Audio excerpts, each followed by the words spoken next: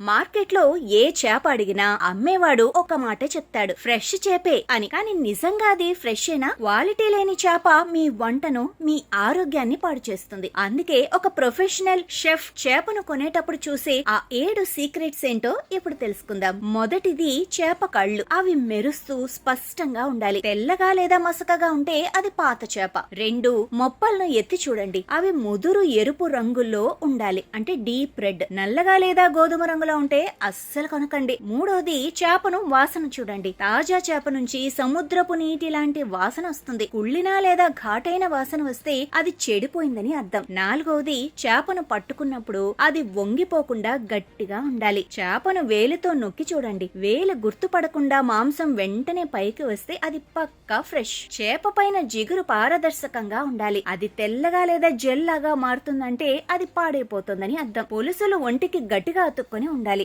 ఊరికే రాలిపోతుంటే అది నాణ్యమైన చేప కాదు. మీకు ఈ 7 టిప్స్ గుర్తున్నాయా? అయితే ఇంకెప్పుడు మార్కెట్ లో మోసపోరు. ఈ ఇన్ఫర్మేషన్ మీకు నచ్చితే వెంటనే సేవ్ చేసుకోండి, మీ ఫ్రెండ్స్ కి షేర్ చేయండి. ఇలాంటి మరెన్నో అప్డేట్స్ కోసం ఫిషరీ న్యూస్ ని ఇప్పుడే ఫాలో అవ్వండి.